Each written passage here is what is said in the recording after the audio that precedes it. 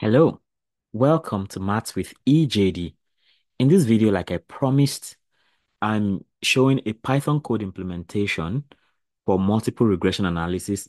I see it's if you try to do it manually, it can be quite a task. Of course, you can definitely do it because we're still talking about just three variables here. One dependent variable and two independent variables. So that's still possible as far as you understand that beta cap is equal to x transpose x, the inverse of that multiplied by x transpose y. That's possible as far as you follow your matrices rules, right? But what if you have like 1,000 data points for each of these things to get very, very reliable predictions? So that's why coding here is really, really necessary. Okay. Coding is really important. Um, okay. So let's, I'll just run through this and then I'll just run it and that'll be all for this. So here, the first, okay, as usual, I like to show the line number so I can uh refer to the lines of code by number. Okay, line one, of course, anytime you have an hashtag in front of a hash symbol in front of anything in Python, that's a comment. So here it's telling us we are importing necessary libraries. So pandas for data analysis, usually data manipulation, and all of those things. And import statsmodel.api as SM. That's what we use for the actual. So you can see that in line 22, for instance, that's where we are doing the actual statistical job that we are here for. NumPy, are we using that in this case? Yeah, so NumPy, we need NumPy to call the class called mesh grid, for instance. So you can only find mesh grid in NumPy. That's why NumPy is important. The matplotlib or pyplot, that's for to show graphics, to show graphics. Am I even showing graphics here? Okay, yeah, there's graphics attached. So you can see it's coming as PLT, right? So anywhere you see PLT does show, that's to show the plot you are making. Then we have MPL toolkit, mplot 3D, import as axis 3D. So we are doing that because, since we have three variables in all, like one dependent variable with two independent variables, it can no longer be like a straight line. It has to be a three-dimensional thing in this case now. Okay, so that's why we need line six. Then line eight says we are creating a data frame for the data set. So we are using what in Python, what is called a dictionary, which is a key value pair. So salary is a key, the values are the values, right? Salary 55. So salary is the key, experience key, then all these values, you can consider them as the value. Education is the key, and all these are the values. So just like what we had when when I was giving you the theory behind the whole Python code for multiple regression analysis thing. So, and then, so with this, like from this Python dictionary now, line 15 is where you're actually creating a data frame. You're putting it into a form that looks like Excel format. You know, for instance, okay, maybe what I can do, okay, maybe I should use this approach now. Let me deconstruct it. Let me run it step by step. So line one to six, we import the libraries. Of course, you have to be sure that the libraries are run. Let me create one extra space. Okay, good. So from line one to six here, I run that. So you see this star shows it's running. And once it's done running, it doesn't show anything because it's just like you are setting up a shop. You are setting up your shop. You're opening your shop. You are setting your wares in place. That's what importing those libraries actually mean. So the next thing is you want to create the data set you know. So imagine, let me just bring this and show you something. So if I bring it here now and run it, it may not show me it won't give me any results, but as far as it doesn't give any error report, then it means it's fine. So if I say print data, see what's going to give me. Print data. So we can actually visualize what it did. So you can see it's just printing it like that. Everything is just going like in a straight line. But when you bring this line 15 is actually putting it into a row and column kind of thing. That's what it's called a data frame in Python. So if I say df is this now, and I now just come back and write the df itself. So it will display that table. So you can see line one is where it is mounting the data, and this df that I wrote separately is now why it is showing this thing. Another thing you can do is you can say print df, but usually print df is not as beautiful as when you just have df. But if df is not coming last, it may not show. So you can see this is what print is giving, but print df, I mean df it's alone actually gives you, something a bit neat, and it's showing you something like what you get in Excel, rows and columns, right? The columns are salary, experience, education, and the rows are all these, Python numbers from zero upwards. So these 10 data points now is actually numbered from 0 to 9. That's how Python does it. And then the next thing we want to do now is here we are now defining the dependent y and independent variables x. So I can come here and say X. No, I don't have to cut. I'm just copying. So, I mean, by doing this, I'm showing what is happening step by step. It didn't occur to me to do this before now, like, but it is a good one. So if I if I do this now, it's mounted, but you don't see. So I can just say X, so you can see what is happening inside that X. So you can see X is where you put experience and education together. So this 0 to 9 is just like your, row number like that. So, but the key things are this experience and education. Then of course you can do the same for Y. So this is what Y looks like. Just type Y and run it. So you see Y is the salaries. So just like that matrix you had the other time, that's what we call the response vector. X, whereas this is the other vector Y, don't 0 to 9 is just a numbering for that. Okay, so that's the next thing there. So we can go on now. So you see this line 22 is where the actual work is happening. Adding the constant to the model inter. Okay, yeah, here we are here, there, here. This is where we are adding the intercept stem, just like when we did 1 1 1 1 in our matrix. So if you put this now, you get. So, I mean, it's not showing anything. So if I run X now, you can now see what that X looks like.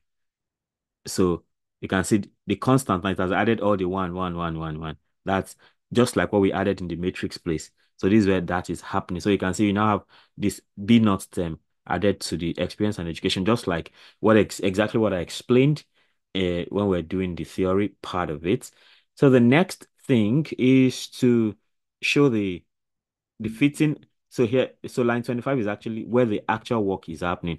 So we are fitting the regression model using ordinary least square. This is exact. So line 25 is exactly where the model, where that actual fitting is happening. So we just say SM, that is coming from the statsmodel.api time. Then we get the function or ordinary least square from inside SM, and then we fit. Then this model is just a name for it. It's just a variable name for it. So this is actually where the work is. So once I do this now, you may not see anything until I now print the model itself. So now it has run perfectly without any error. But then you want to see what is happening, right? And that's why line 28 is important to just print model.summary. So you want to get a summary of the whole thing. So you have this now and you can run, and then it gives you all of that. So you can see we're talking about salary, that's our dependent variable is salary. The model we are using is ordinary least squares. The method is least squares. Of course, it tells you the date, time, and all of those things. Number of observation is 10. Degree of freedom of residuals, it says that 7.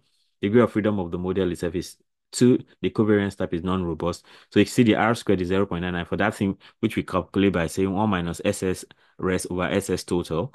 Then adjusted R squared with that formula I gave. Then the F statistic is also there. You can see the F statistic probability is 1.50 times 10 raised by minus 8. So that's the kind of thing we had. Then we had AIC, BIC, and all of these things.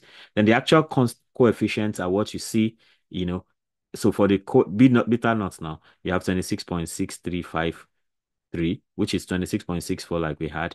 Experience is 3.3706, which is 3.37. Education is 0.66. So from here now you can already write the equation out, by just using this. And then this is now giving the standard error and all the t-tests. You can see when we did t-test for each of the coefficients now, this is 0.05. So, I mean, that's a bit significant. Then this is 0.000. So that's more significant than even the coefficient I want to think. And then 0.26 for that's way bigger than 0.05. So it tells you it's not as significant as education is not as significant as experience. So this is the summary of everything that is happening. So of course we have other things maybe you want to visualize and all that. For instance, uh, of course we have seen all the coefficients in the table. Then you can now you want to extract each of them out. You can do that. So you just bring this now. So extract the coefficient, the intercept, you just say model.params, constant is for intercept. Beta 1, that's experience from the model params. Beta 2, model params, education. You just click on that. It extracts. Of course, you already know the value, so that just extracts it for you. But you have not told it to print anything, right?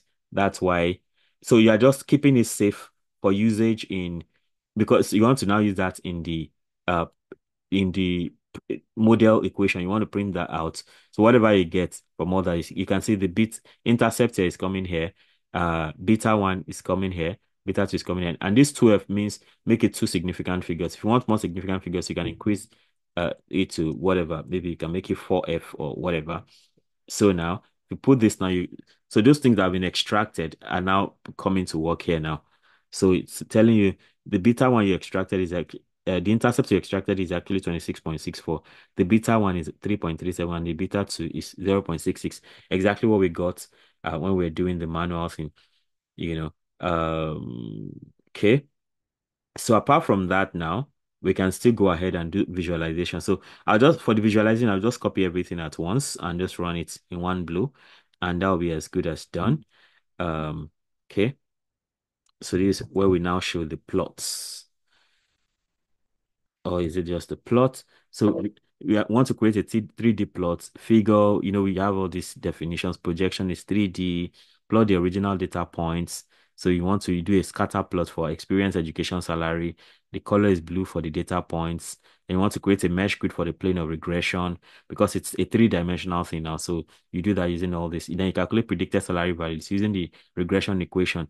So Z soft is intercept plus beta 1 plus X is the X soft. That's X now, plus beta 2 times Y of all that. Plot the regression plane and all this. So in one blow, all this visualization comes. So you have this kind of thing now. And that is how, so you can see what we did in almost 1 hour when I was explaining the theory is done in less than 13 minutes right here.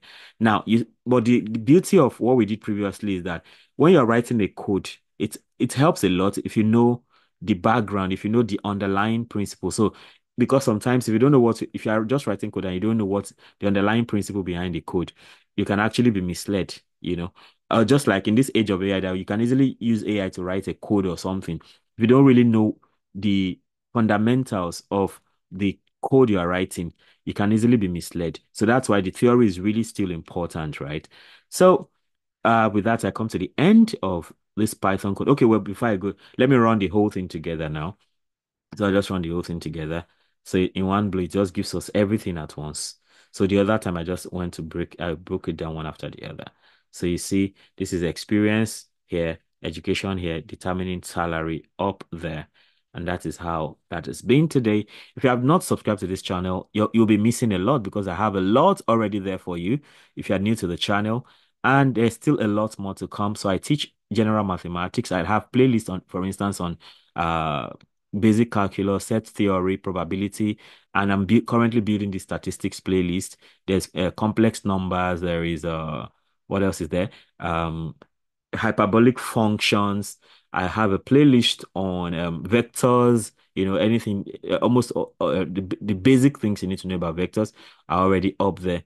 And of course, I have a long playlist on scientific computing, which I'm also still building. So you want to avail yourself of this opportunity, just enjoy because I make effort to go any topic I pick. I try to start from the basic, like what is that thing, and then I take it to very advanced levels, and you can always have a nice time learning all of this. So subscribe to the channel. If you want me to teach a topic, you can comment. You can put it in the comment, and then you can also let me know if I need to solve a quick problem or something like that.